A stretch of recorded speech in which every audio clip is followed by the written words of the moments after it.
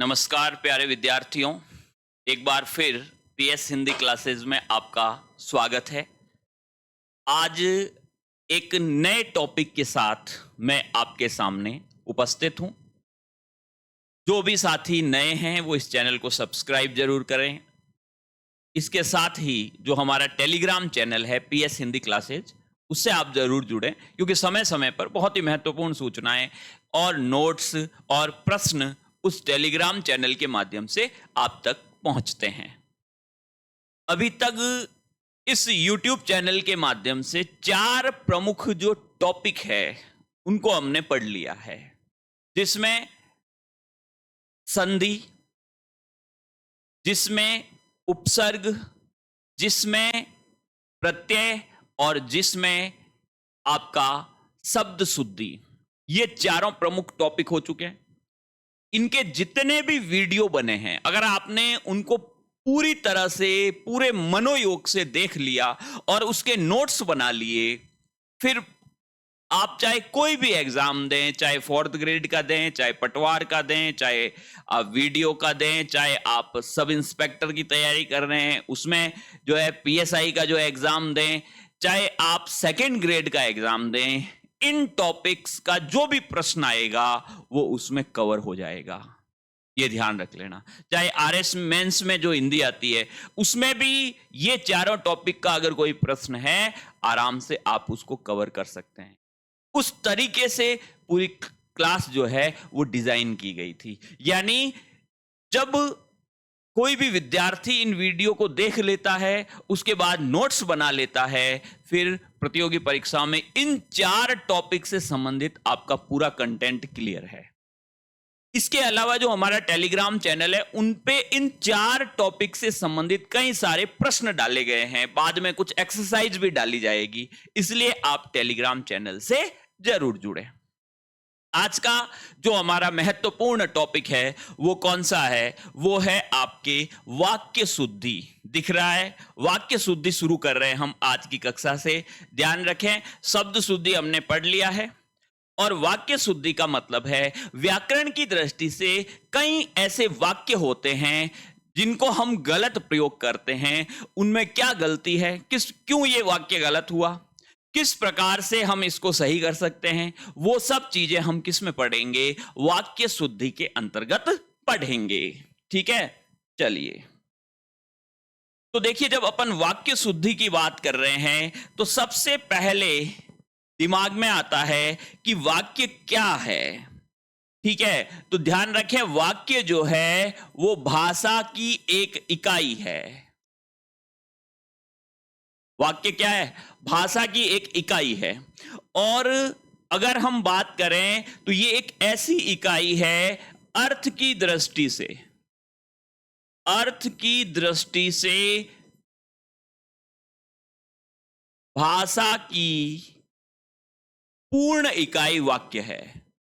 ध्यान रख लेना, अर्थ की दृष्टि से अगर भाषा की पूर्ण इकाई है वो कौन सी है? वो वाक्य है।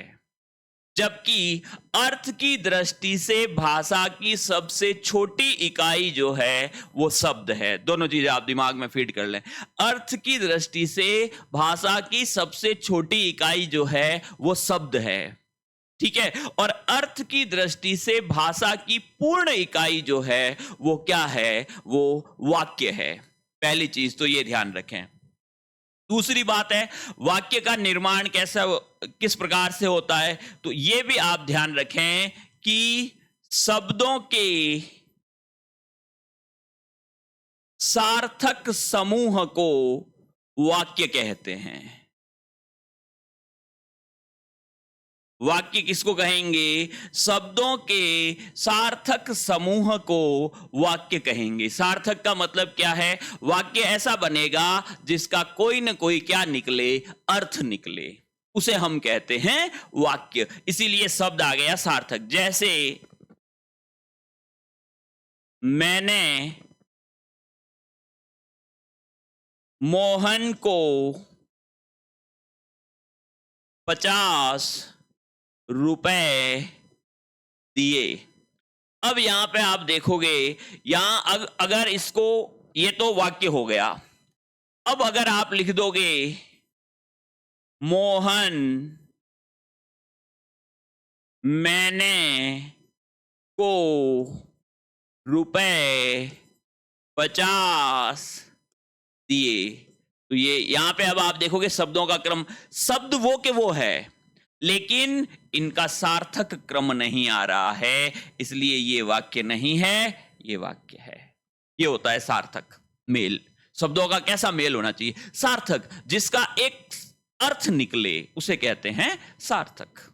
आगे बात समझ में? तो पहली चीज, वाक्य क्या है? भाषा की दृष्टि से अगर अपन देखें तो भाषा में अर्थ की दृष्टि से वाक्य पूर्ण इकाई है, क्योंकि शब्द का अर्थ नहीं निकलता है। शब्द का अर्थ तो निकलता है लेकिन पूर्ण अर्थ नहीं निकलता। जैसे कमल है, अब कमल के दो अर्थ हो सकते हैं, कमल यानी पुष्प हो सकता है और कमल किसी का नाम भी हो सकता है।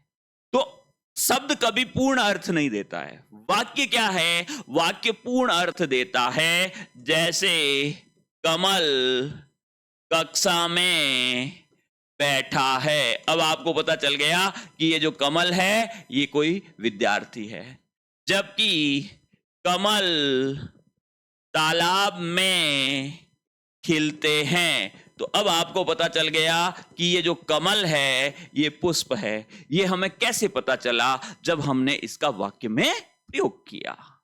अगर ये बात समझ में स्पष्ट है तो हम अपना टॉपिक शुरू करते हैं, वाक्य शुद्धि। ये कुछ बेसिक चीजें हैं जिसको आपको ध्यान में रखना है। ये चीजें आप थोड़ी सी जो है नोट्स में उतार लें ताकि आपको कहीं कोई दिक्कत नहीं हो। आगे ये बात समझ में है? तो हमारा जो टॉपिक है वो है वाक्य शुद्धि।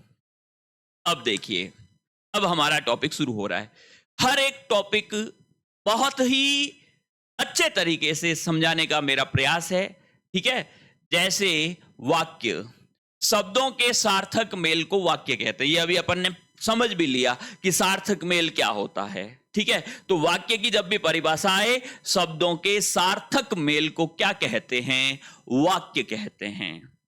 रचना की दृष्टि से वाक्य 3 प्रकार के होते हैं। पहला, दूसरा प्रश्न ये भी कई बार परीक्षाओं में आ जाता है कि रचना की दृष्टि से वाक्य कितने प्रकार के होते हैं। तो आपको ध्यान रखना है, रचना की दृष्टि से वाक्य के 3 प्रकार होते हैं। पहला है साधारण या सरल वाक्य, कह सकते हो, साधारण या सरल वाक्य। दूसरा जो है वो आपका मिश्र वाक्य हो सकता है, और तीसरा जो है वो आपका संयुक्त वाक्य हो सकता है। ध्यान रहे, रचना की दृष्टि से वाक्य के कितने भेद हो गए? 3 भेद हो गए, साधारण या सरल वाक्य, मिश्र वाक्य या संयुक्त वाक्य। ये यहां पे आपको याद रखना है, ठीक है? फिर आता है आपके अर्थ की दृष्टि से वाक्य के 8 प्रकार होते हैं। देखो, दोनों प्रश्न अलग अलग हो गए। अगर परीक्षा में पूछ ले रचना की दृष्टि से वाक्य के कितने भेद है या कितने प्रकार है, तो आपको ध्यान रखना है, रचना की दृष्टि से वाक्य जो है उसके कितने प्रकार हो गए? 3 प्रकार हो गए। 3 प्रकार कौन कौन से हो गए? साधारण या सरल वाक्य हो गया, मिश्र वाक्य हो गया और संयुक्त वाक्य हो गया। अब दूसरी बात आती है, अर्थ की दृष्टि से वाक्य के 8 प्रकार होते हैं। अच्छी तरह दिमाग में फीड कर लेना। अगर आपसे पूछ ले अर्थ की दृष्टि से वाक्य के कितने प्रकार है, तो 8 प्रकार है। कौन कौन से हैं? विधानवाचक वाक्य। विधानवाचक का मतलब कोई भी सकारात्मक वाक्य जो है वह बालक है। उदाहरण देखिए, यह विधानवाचक है। सचिन क्रिकेट खेलता है, यह विधानवाचक है। फिर है निषेधवाचक। निषेधवाचक में देखो शब्द आ गया निषेध हो, जिसमें नकारात्मकता आए, वह मूर्ख नहीं है। यहां पे आप देख सकते हो, वह मूर्ख नहीं है, नकारात्मकता आ गई। सचिन क्रिकेट नहीं खेलता है, तो यहां पे ये निषेधवाचक। देखो, एक है विधानवाचक, एक हो गया निषेधवाचक। अर्थ की दृष्टि से 8 प्रकार है। एक होता है आज्ञावाचक, खाना खाएं, पुस्तक पढ़ें, निबंध लिखें, किसी को आप आज्ञा दे रहे हो, तो ये क्या हो गया? आज्ञावाचक जो है वाक्य हो गया। प्रश्नवाचक, प्रश्नवाचक में वह कब लौटेगा, प्रश्नवाचक चिन्ह लग जाएगा। सचिन क्रिकेट क्यों खेलता है, यहां पे प्रश्नवाचक चिन्ह कर देना, ये घड़ी पाई लगा दिया है। सचिन क्रिकेट क्यों खेलता है। फिर है विस्मयादि बोधि, सिंपल है, हर्ष, शोक, घृणा आदि का भाव होता है। अरे ये क्या हो गया, वाह क्या सुंदर दृश्य है, तो ये क्या है? ये आपके विस्मय हो रहा है। अब वो विस्मय हर्ष से भी हो सकता है, शोक से भी हो सकता है, घृणा से भी हो सकता है। ये होते हैं विस्मयादि बोधक। देखो इसमें कॉमा भी लग सकती है और इसमें विस्मयादि बोधक चिन्ह भी लग सकता है। अरे ये क्या हो गया, ये लीजिए, यहां पे ध्यान रखें, ये विस्मयादि बोधक चिन्ह भी लगा सकते हो दोनों कॉमा की जगह। ये दोनों जो है जो है आपके अल्प विराम भी लग सकता है और विस्मयादि बोधक चिन्ह भी लग सकता है। फिर एक होता है संकेतवाचक। संकेतवाचक में क्या है, कार्य के होने का संकेत या शर्त है। अगर तुम परिश्रम करते तो आज सफल होते, जो पढ़ेगा वह पास हो जाएगा, एक संकेत होता है। ठीक है, किसी कार्य को लेकर के एक संकेत होता है। फिर होते हैं संदेहवाचक, कार्य के होने में संदेह का होना, कोई भी कार्य है उसके होने में संदेह होगा। जैसे संभवतः आज वर्षा होगी, संभवतः, पूरा पक्का नहीं है, ध्यान रखें। मुकेश सो रहा होगा, सो रहा है या नहीं सो रहा ये कंफर्म नहीं है, तो ये क्या हो गया, संदेहवाचक हो गया। फिर होते हैं इच्छावाचक, भगवान तुम्हारा भला करे, भगवान तुम्हारा चयन करवा दे, तो ये क्या है, इच्छा है, मेरी भी यही इच्छा है। आप अच्छा पढ़ोगे तो 100% जो है आपका चयन हो जाएगा। तुम सब पास हो जाओ, तुम सब पास हो जाओ, तुम्हें जीवन में हमेशा खुशी मिले, ये सब मेरी इच्छा है आपके प्रति। आप देख सकते हो, ठीक है ना, कितना आपके बारे में सोच रहा हूं। तो यहां पर ये चीजें ध्यान रखें, तुम्हें जीवन में हमेशा खुशी मिले, ये सब इच्छावाचक है। तो देखो 8 प्रकार कौन कौन से हो गए, विधानवाचक, निषेधवाचक, आज्ञावाचक, प्रश्नवाचक, विस्मयादि बोधक हो गया। ठीक है, फिर हो गया संकेतवाचक, संदेहवाचक और इच्छावाचक। तो देखो 2 चीजें आपने पढ़ ली। पहला, वाक्य के प्रकार रचना के आधार पर 3 हैं, और दूसरा वाक्य के प्रकार अर्थ के आधार पर 8 है। ये दोनों आपके दिमाग में बैठ गया। क्लियर है ये चीज? चलिए फिर देखिए, फिर एक बात और ध्यान रखें, वाक्य के 2 अंग होते हैं। ये भी प्रश्न कई बार परीक्षाओं में आया हुआ है। अब तीसरा प्रश्न यहां बनता है कि वाक्य के कितने अंग होते हैं, तो आपको ध्यान रखना है वाक्य के 2 अंग होते हैं, और उनको क्या कहा जाता है, एक को कहा जाता है उद्देश्य, एक को कहा जाता है विधेय। वाक्य के 2 अंग है, एक उद्देश्य, एक विधेय। उद्देश्य किसको कहेंगे, कर्ता व कर्ता का विस्तारक जो होगा वो होगा उद्देश्य। ध्यान रख लेना, कर्ता या कर्ता का विस्तारक क्या कहलाएगा, उद्देश्य कहलाएगा।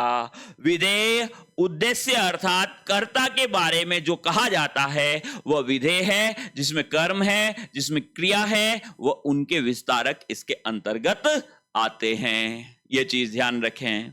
आगे बात समझ में? ठीक है, जैसे राम फुटबॉल खेलता है। अब यहां पे ये जो राम है ये क्या है, ये उद्देश्य है, और आप ये कर्म है, ये क्रिया है, ये सब किसके बारे में कह रहे हैं, राम के बारे में। ये सब क्या है, ये विधेय है। अगली बात समझ में? कई बार सेंटेंस कैसे आता है, जैसे लक्ष्मण का भाई राम फुटबॉल खेलता है। अब ध्यान रखा, ये लक्ष्मण का भाई क्या है, ये कर्ता का विस्तारक है, ध्यान रख लेना। तो कर्ता का विस्तारक और कर्ता, ये पूरा क्या हो जाएगा, ये पूरा हो जाएगा उद्देश्य। और फुटबॉल खेलता है, ये क्या हो जाएगा, ये हो जाएगा विधेय। बस ये चीज ध्यान रखनी है। अगली बात समझ में क्लियर है ये चीज? ठीक है, अब ये देखो वाक्य में पदों का क्रम। अगर हम बात करते हैं हिंदी में, तो वाक्य में जो पद है, देखो एक चीज मैं आपको बता देता हूं, एक तो होते हैं पद और एक हम कहते हैं शब्द।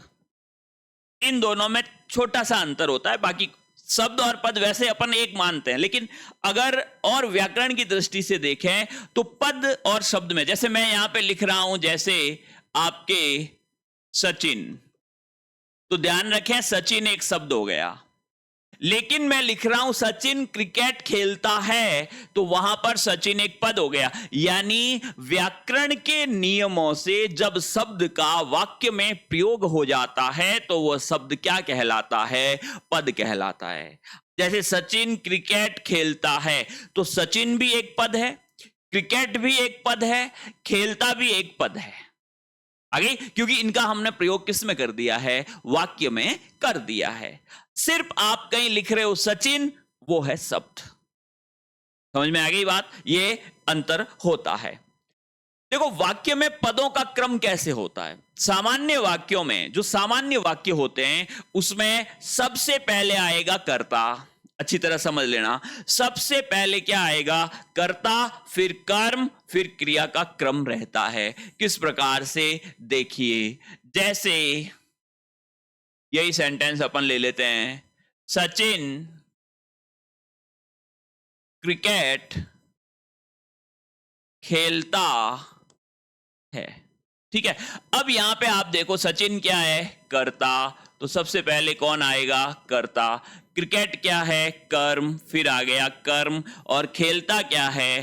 क्रिया। देखो, सामान्य वाक्यों में, जो हिंदी के सामान्य वाक्य है, उसमें आपको ध्यान रखना है, सबसे पहले कर्ता आएगा, फिर कर्म आएगा, फिर क्रिया आएगा। यही क्रम रहता है। यदि वाक्य में संबोधन या विस्मयादि बोधक है तो वह कर्ता से पहले आता है। जैसे, अरे मोर उड़ गया, अरे मोर उड़ गया, ये यहां पे एक प्रकार से विस्मय का बोध था, उड़ना नहीं चाहिए था, उड़ गया। तो ये अरे सबसे पहले आएगा, ये चीज ध्यान रख लेना। वाह, मोहन का सिलेक्शन हो गया। ठीक है, जब भी आपका सिलेक्शन, कितनी, तो ये वाह क्या है? ये खुशी का भाव है। तो ये भी एक प्रकार से विस्मयादि बोधक वाक्य। वैसे ये वाक्य विस्मयादि बोधक है, लेकिन ये विस्मयादि बोधक जो चिन्ह है, ये पहले आएंगे। ये चीज ध्यान रखें, किससे पहले आएंगे? कर्ता से। यदि वाक्य में संबोधन या विस्मयादि बोधक है तो वो कर्ता से पहले आएंगे। राम तुम आ जाओ, तो ये एक प्रकार से संबोधन है राम के लिए, तो यहां पे ये कर्ता से पहले आएगा। कर्ता, कर्म तथा क्रिया के विस्तारक क्रमशः इनसे पहले ही आते हैं। देखो, अगर कोई कर्ता का विस्तारक है, अभी अपन ने पढ़ा भी था, कर्ता का विस्तारक मतलब जो कर्ता की विशेषता बता रहा है या उसके बारे में कुछ कह रहा है, उसको कर्ता का विस्तारक अपन कह सकते हैं। तो कर्ता का विस्तारक, कर्म का विस्तारक, क्रिया का विस्तारक, वो उनसे पहले आते हैं। अब देखिए, भूखा भिखारी, अब भिखारी यहां पे करता है, और भूखा उसका विशेषण है। ये भूखा भिखारी, ये विशेषता बता रहा है, तो ये हो गया कर्ता का विस्तारक, ये कर्ता से पहले आएगा। ठीक है, गर्म रोटी, रोटी का ये गर्म विस्तारक हो गया। जल्दी जल्दी खा गया, खा गया क्रिया है, ये जल्दी जल्दी इसका विस्तारक हो गया। तो हमेशा ध्यान रखें, कर्ता, कर्म तथा क्रिया के विस्तारक क्रमशः इनसे पहले ही आते हैं। देखो, हम पढ़ रहे हैं वाक्य शुद्धि, अच्छी तरह से समझ लेना वाक्यों का हम कैसे प्रयोग करें और किस प्रकार से सही वाक्य हम लिख पाएं, ये हमें सीखना है। तो सबसे पहले हम पढ़ रहे हैं कि पदों का क्रम क्या रहता है, वाक्य में किस प्रकार से पदों का क्रम रहेगा। फिर देखिए, प्रश्नवाचक पद प्रायः व्यक्ति या विषय, यहां तक समझ में आ गया। नेक्स्ट देखिए, प्रश्नवाचक पद प्रायः व्यक्ति या विषय से पूर्व लगाया जाता है। यह चीज ध्यान रखें, व्यक्ति या विषय कोई भी है, तुम किस व्यक्ति की बात कर रहे हो, प्रश्नवाचक। तो ये देखो, व्यक्ति से पहले किस, या कोई भी विषय है तो उससे पहले। ठीक है, तुम्हें कौन सा विषय पढ़ना है, ठीक है, तो उससे पहले आएगा। प्रश्नवाचक पद प्राय व्यक्ति या विषय से पूर्व लगाया जाएगा। ठीक है, निषेधात्मक वाक्यों में न अथवा नहीं का प्रयोग प्रायः क्रिया से पूर्व किया जाता है। दुष्यंत वहां नहीं जाएगा, ऐसे नहीं लिख सकते, नहीं वहां दुष्यंत जाएगा, ऐसे नहीं लिख सकते। ठीक है, यह चीज ध्यान रख लेना। यानी अगर नकारात्मक है तो उसको क्रिया से पहले लगा दो। कहां लगा दो? क्रिया से पहले। फिर देखिए, ये वेरी वेरी इंपॉर्टेंट है, अच्छी तरह समझ लेना। कई बार इससे संबंधित प्रश्न जो है वो परीक्षा में आएगा। क्या नियम है देखो, करण कारक, संप्रदान कारक, अपादान कारक तथा अधिकरण कारक हमेशा कर्ता और कर्म के मध्य में रखे जाते हैं तथा वाक्य में इनका प्रयोग विपरीत क्रम, यानी पहले अधिकरण कारक आएगा, फिर अपादान कारक आएगा, फिर संप्रदान कारक आएगा और फिर करण कारक आएगा। कैसे देखो, कारक विभक्ति जब अपन पढ़ते हैं तो सबसे पहले होता है कर्ता, फिर कर्म, फिर करण, फिर संप्रदान, फिर अपादान, फिर संबंध और फिर अधिकरण। ठीक है, अब एक चीज ध्यान रखना, जितने भी कारक है वो इन दोनों के बीच में आते हैं, कर्ता और कर्म के बीच में आएंगे। ये चीज अच्छी तरह, यानी कर्ता और कर्म के बीच में कारक आएंगे। जो भी कारक है ना वो इनके बीच में आएंगे। कौन से कारक? संबंध को छोड़ देना, क्योंकि संबंध तो हमेशा संबंध बताने के लिए आता है, तो वहां पे नहीं है। बाकी मुख्य चार रह जाते हैं, करण, संप्रदान, अपादान, अधिकरण। अब ये कैसे आएंगे ध्यान रख लेना। सबसे पहले अगर ये चारों ही कारक आ गए तो पहले तो ध्यान रखना इनको कर्ता और कर्म के बीच में रखना है। ठीक है, सबसे पहले उल्टा चलना है, पहले लोगे अधिकरण। देखो, करण कारक, संप्रदान कारक, अपादान कारक, अधिकरण कारक अगर कर्ता और कर्म के मध्य रखे जाएंगे, कर्म के मध्य रखे जाएंगे तथा वाक्य में इनका प्रयोग विपरीत क्रम, यानी अधिकरण कारक सबसे पहले आएगा, फिर आएगा अपादान कारक, फिर संप्रदान कारक, फिर करण कारक। अब देखो ये सेंटेंस उदाहरण देख लो। टीना ने, देखो ये हो गया कर्ता, यहां पे ध्यान रख लेना, ये क्या है? कर्ता। और चित्र क्या है? कर्म।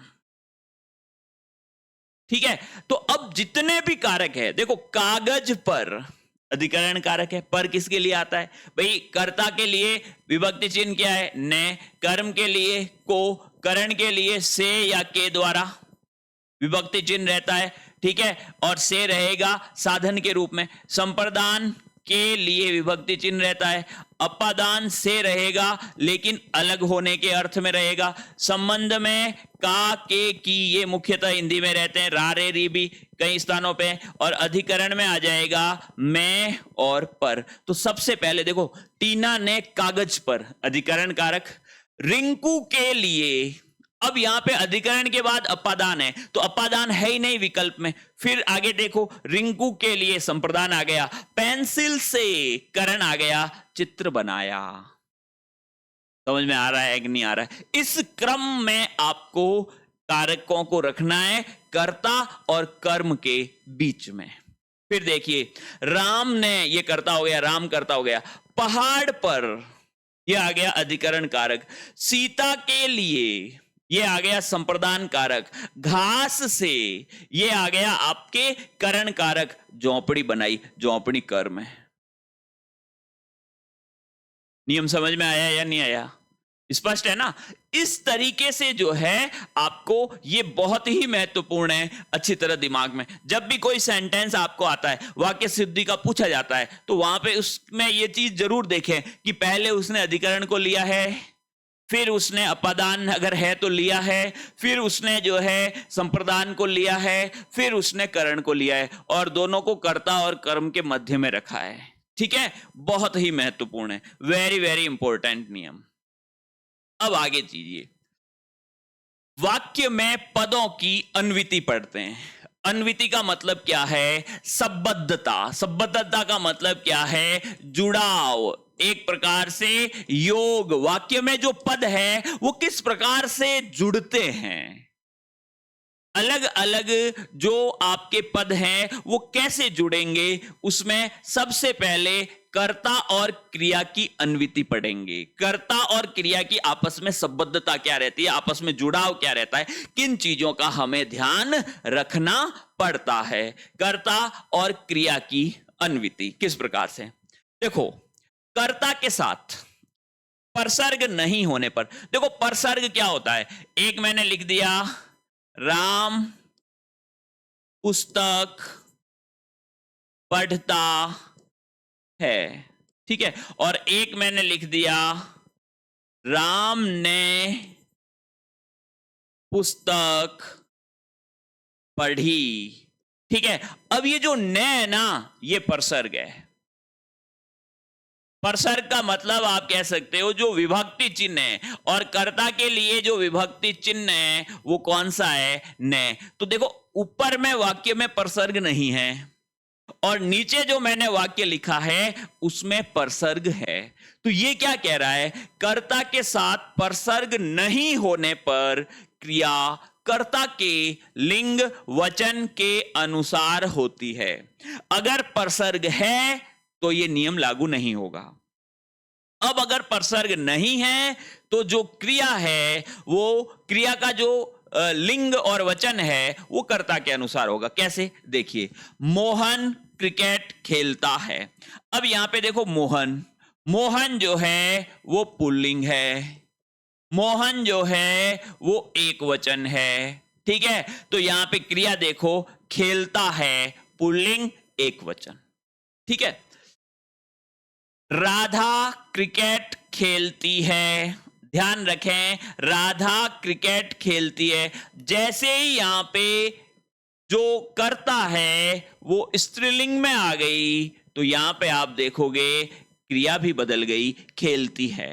राधा क्रिकेट खेलती है, ध्यान रखें यहां है पे बिंदी नहीं आएगी। क्यों, क्योंकि राधा एक वचन है पे अनुस्वार कब आता है, जब सेंटेंस में कर्ता बहुवचन हो, ठीक है। तो इन दोनों में ही नहीं आएगा। अब यहां पे अपन देखो तीसरे में क्या कर दिया, तीसरे में बहुवचन कर दिया, और बहुवचन में भी पुल्लिंग है, ठीक है। तो बच्चे क्रिकेट खेलते हैं, क्रिया बदल गई। तो पहला जो ये नियम है ये क्या कह रहा है कि कर्ता के साथ परसर्ग नहीं होने पर क्रिया कर्ता के लिंग वचन के अनुसार होती है। अगर परसर्ग हो गया ना फिर ये नियम काम नहीं करेगा, ये चीज ध्यान रख लेना, ठीक है। जैसे राम ने पुस्तक पढ़ी, अब राम की जगह आप सीता लिख दो, सीता ने पुस्तक पढ़ी, देख लो क्रिया वो के वो है, कोई बदलाव नहीं है। क्यों, क्योंकि यहां पे क्या आ गया, न परसर्ग आ गया। न परसर्ग आते ही नियम जो है वो आपका बदल जाता है। अगर ये बात समझ में, पहला नियम आया समझ में, चलिए।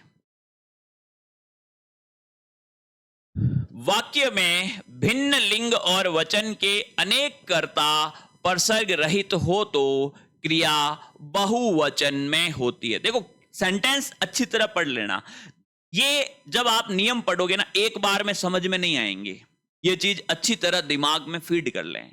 कोई भी चीज जब हम पढ़ते हैं पहली बार में, वो अगर आप पहली बार ही पढ़ रहे हो ना, वो आपको 20 से 30% ही समझ में आती है, ठीक है। फिर 5-7 दिनों के बाद वापस दोबारा पढ़ोगे फिर 40% आएगी, फिर पढ़ोगे फिर 50% बैठती है, ऐसे करके याद हो जाती है। याद होने का क्रम ये है, आपको 4-5-6 बार पढ़ना पड़ेगा, फिर आप देखिए दिमाग में छप जाएगी वो चीज, फिर कोई दिक्कत नहीं है, ठीक है। तो थोड़ा सा हमें बार बार चीजों का अध्ययन जो है करना पड़ेगा।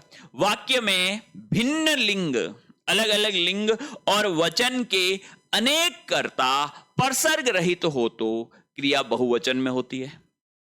भिन्न लिंग के हैं, वचन के अनेक कर्ता हो, ठीक है, उसका लिंग अंतिम कर्ता के अनुसार होता है।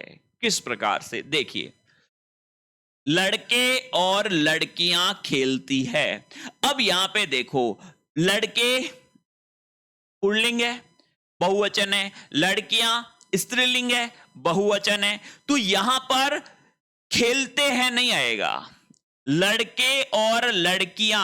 अब ये जो अंतिम जो करता है उसके अनुसार क्रिया रहेगी। तो खेलती क्रिया ध्यान रख लेना, ये आपके बहुवचन में है, ठीक है। लड़के और लड़कियां खेलती है, क्योंकि इसके अनुसार ही आएगा। और जैसे ही आप इसको पलटोगे, लड़कियां और लड़के खेलते हैं, वो क्रिया बदल गई क्योंकि यहां पे पुल्लिंग हो गई, ये क्रिया स्त्रीलिंग में है। ठीक है, चाहे ये भिन्न भिन्न लिंग है, लेकिन अंतिम जो करता है उसका जो लिंग है उसी के अनुसार क्रिया का प्रयोग होगा। ध्यान रख लेना, यहां पे क्रिया स्त्रीलिंग में है और जैसे ही लड़के बाद में आए यहां पे क्रिया पुल्लिंग हो गई। आगे बात समझ में? तो सेंटेंस क्या कहता है? वाक्य में भिन्न लिंग और वचन के अनेक कर्ता परसर्ग रहित हो तो क्रिया बहुवचन में होती है तथा उसका लिंग अंतिम कर्ता के अनुसार होता है। यह चीज आपको ध्यान में रखनी है। आगे बात समझ में? क्लियर है ये चीज? चलिए फिर देखिए, यदि एक से अधिक कर्ता परसर्ग रहित हो और अंत में समूहवाचक शब्द हो तो, अच्छी तरह दिमाग में फीड कर लेना, यदि एक से अधिक कर्ता है, परसर्ग रहित है, परसर्ग नहीं होना चाहिए, यह चीज ध्यान रखें, रहित हो और अंत में समूहवाचक शब्द हो तो क्रिया बहुवचन में होती है। ध्यान रख लेना, क्रिया किस में होगी? क्रिया बहुवचन में होती है। किस प्रकार से है देखिए, एक से अधिक कर्ता परसर्ग रहित होंगे और अंत में समूहवाचक शब्द है। समूहवाचक कैसे? देखो, राम, श्याम, राधा, एक से अधिक कर्ता है, ठीक है, भिन्न भिन्न है, ये पुल्लिंग है, ये पुल्लिंग है, ये स्त्रीलिंग है, सब ये समूहवाचक आ गया, जा रहे हैं। ध्यान रखें, तो क्रिया किस में होगी? बहुवचन में होगी। राम, श्याम, राधा सब जा रहे हैं। मोहन, सोहन, गीता सब खाना खा रहे हैं। और यहां पे भी ध्यान रखें, यहां पर भी क्रिया बहुवचन भी होगी और क्रिया पुल्लिंग भी होगी। ठीक है, ये बहुवचन में पुल्लिंग, ये ध्यान रख लेना। राम, श्याम, राधा सब जा रहे हैं, मोहन, सोहन, गीता सब खाना खा रहे हैं। इस तरह से आप इनका प्रयोग करेंगे। बैठ रहा है दिमाग में? क्लियर है? चलिए, यदि देखो, यदि एक से अधिक परसर्ग रहित कर्ता एक ही पुरुष लिंग के एक वचन हो, अच्छी तरह समझ लेना, यदि एक से अधिक परसर्ग रहित करता है, एक से अधिक परसर्ग रहित करता है, एक ही पुरुष और लिंग के एक वचन हो तो क्रिया इसी लिंग के बहुवचन में होगी। कैसे? देखो, नीता, मीता और सीता खेल रही है। ध्यान रखें, ये तीनों जो है आपके स्त्रीलिंग है, इसलिए इनकी जो बहुवचन क्रिया बनेगी वो भी स्त्रीलिंग बहुवचन होगा। जबकि राम, श्याम और मोहन गाना गा रहे हैं, ये कि अगर आप लिख दोगे राधा, सीता और गीता गाना गा रही है, ध्यान रख लेना, इस तरह से लिखा जाएगा। अगर इसी सेंटेंस को आप ऐसे लिखोगे, जैसे ही स्त्रीलिंग में आएगा यहां पे क्रिया बदल जाएगी। ध्यान रख लेना, यहां रहे या रही। आ गई बात समझ में? क्लियर है ये चीज? अच्छी तरह से दिमाग में फीड कर लेना। नेक्स्ट देखिए, यदि देखो, यदि भिन्न लिंग वचन के परसर्ग रहित एक वचन के कर्ता और तथा आदि शब्दों से जुड़े हो तो वाक्य में क्रिया बहुवचन पुल्लिंग में होगी। यह अच्छी तरह से ध्यान रख लेना। किस प्रकार से? राम और सीता दोनों भिन्न लिंग के हैं, एक स्त्रीलिंग है, एक पुल्लिंग है, और से जुड़े हुए हैं, तो क्रिया बहुवचन जो है पुल्लिंग में, राम और सीता वन से नहीं आए। यहां पे ये देख ले, राम और सीता वन से नहीं आए, ये ध्यान रखें। राहुल और प्रियंका विमान से उतरे, तो हमेशा क्रिया किस में होगी? अगर पुल्लिंग और स्त्रीलिंग दोनों और से जुड़े हैं तो क्रिया हमेशा किस में होगी? क्रिया हमेशा होगी बहुवचन में, क्रिया हमेशा होगी पुल्लिंग बहुवचन में। बात समझ में आई या नहीं आई? ठीक है, लेकिन परसर्ग रहित हो, ये चीज आपको साथ ही साथ ध्यान देनी है। अगर परसर्ग लगा हुआ है वहां स्थिति बदल जाएगी। परसर्ग रहित होना चाहिए। क्लियर है? चलिए, यदि देखिए, यदि भिन्न लिंग वचन के परसर्ग रहित कर्ता एक वचन हो, यदि भिन्न लिंग वचन के परसर्ग रहित कर्ता एक वचन हो तथा वाक्य में विभाजक, समुच्चय बोधक अथवा या लगा हो तो क्रिया का लिंग वचन अंतिम कर्ता के लिंग वचन के अनुसार होगा। अगर अथवा या से जुड़ रहा है वहां स्थिति अलग हो जाएगी, अगर और से जुड़ रहा है वहां स्थिति अलग है। ठीक है, इसमें क्या होगा? देखो, गुंजन स्त्रीलिंग या अभिषेक पुल्लिंग चला गया तो यहां जो क्रिया है ना, ये इस अंतिम जो है कर्ता के अनुसार आएगी। अब ये पुल्लिंग में है, क्रिया पुल्लिंग में, ये एक वचन में, क्रिया एक वचन में। लेकिन जैसे ही आप सेंटेंस देखोगे, प्रशांत अथवा वर्षा, अब प्रशांत पुल्लिंग हो गया, वर्षा स्त्रीलिंग, गाना गाएगी। तो ये क्रिया किसके आधार पे आई है? वर्षा के आधार पे आई है। समझ रहे हो नहीं समझ रहे हो? देखो क्या बात है, नियम क्या कह रहा है? यदि भिन्न लिंग वचन के परसर्ग रहित कर्ता एक वचन हो तथा वाक्य में विभाजक, समुच्चय बोधक अथवा या लगा हो तो क्रिया का लिंग वचन अंतिम कर्ता के लिंग वचन के अनुसार होगा। इसमें अंतिम कर्ता अभिषेक है जो पुल्लिंग है, जो एक वचन है, क्रिया इसके अनुसार आ गई। इसमें अंतिम कर्ता वर्षा है जो स्त्रीलिंग है, जो एक वचन है, तो क्रिया इसके अनुसार आ गई। आ गई बात समझ में या नहीं आई? क्लियर है ये चीज? बस ये चीज समझनी है। नेक्स्ट देखिए, आदर सूचक। आदर सूचक एक वचन कर्ता के साथ क्रिया बहुवचन में आती है। अच्छी तरह कोई भी जैसे है, ठीक है, तो पिताजी आ गए हम ऐसे कहेंगे। क्यों? क्योंकि आदर सूचक है। आदर सूचक कोई भी एक वचन भी अगर करता है ना तो उसके साथ क्रिया कैसे आएगी? बहुवचन में आती है। किस प्रकार से? माताजी खाना पका रही है, क्या कहेंगे? माताजी खाना पका रही है। गुरुजी पढ़ा रहे हैं, गुरुजी पढ़ा रहा है नहीं, गुरुजी एक ही है लेकिन आदर सूचक है। पिताजी आ रहा है नहीं, पिताजी आ रहे हैं। तो ये चीज भी आपको ध्यान में रखनी है। आदर सूचक एक वचन कर्ता के साथ क्रिया हमेशा किस में आएगी? बहुवचन में आएगी। समझ में आ गई बात? कर्ता का लिंग अज्ञात होने पर क्रिया पुल्लिंग ही होती है। अच्छी तरह दिमाग में, अगर हमें यह पता नहीं है कि कर्ता कौन है तो हमेशा उसको पुल्लिंग माना जाएगा। कौन आया है, कौन आई है नहीं कह सकते। इसका मतलब आपको पता है कि वो स्त्रीलिंग है। अगर आपने कह दिया ना कौन आई है तो फिर उसका लिंग अज्ञात नहीं है, आपको पता था वो कोई स्त्री है। वहां कोई खड़ा है, ये चीज ध्यान रख लेना, वहां कोई खड़ा है। तो ये आपको ध्यान में रखना है कि कर्ता का लिंग अज्ञात होने पर क्रिया हमेशा पुल्लिंग ही होती है। फिर देखिए कुछ महत्वपूर्ण चीजें आपको ध्यान में रखनी है। हिंदी में आंसू, अच्छी तरह शब्द ध्यान में रख लेना। आंसू, होश, प्राण, हस्ताक्षर, दर्शन, भाग्य, जन, लोग, गण, वृंद, ओठ, होठ, दाम, अक्षत, बाल, रोंगटे, तेवर आदि शब्दों का प्रयोग सदैव बहुवचन में ही होता है।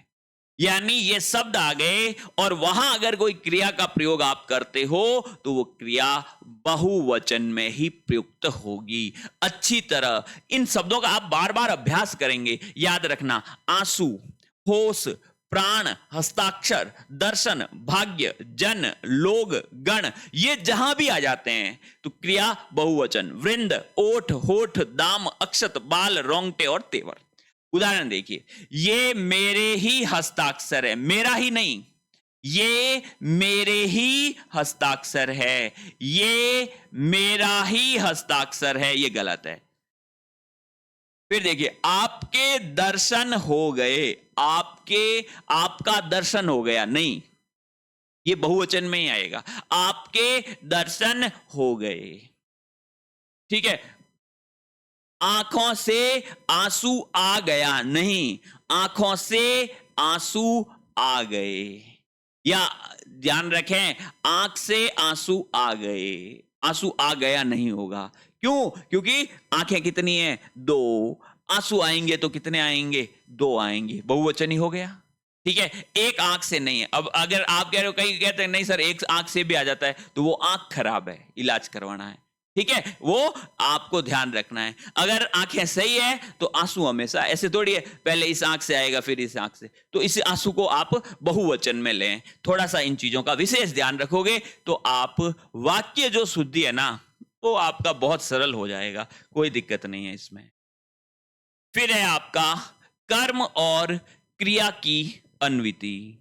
ये कर्म और क्रिया की अन्विति जो है, ये अपन नेक्स्ट क्लास में पढ़ेंगे। आज के लिए, क्योंकि इसमें थोड़ा आपको अभ्यास करना पड़ेगा, इसलिए मैं आपको ज्यादा जो है लंबा समय नहीं दे रहा हूं, क्योंकि अगर लंबी क्लास हो गई तो फिर आप उसको न ज्यादा देख पाते हैं, ना अपन अभ्यास कर पाते हैं। तो थोड़ा वाक्य शुद्धि जो है महत्वपूर्ण टॉपिक है, इन बातों को दिमाग में फीड करना है, इनके नोट्स बनाने हैं, बार बार पढ़ना है, अभ्यास करना है, फिर आप आराम से जो है वो वाक्य शुद्धि सीख जाओगे।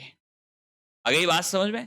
तो आज के लिए हमारी क्लास यहीं समाप्त होती है। अगर आप इस चैनल पे नए हैं तो चैनल को सब्सक्राइब कर दें, और साथ ही साथ हमारे Telegram channel PS Hindi classes से आप जरूर जुड़ें। आपका बहुत बहुत धन्यवाद।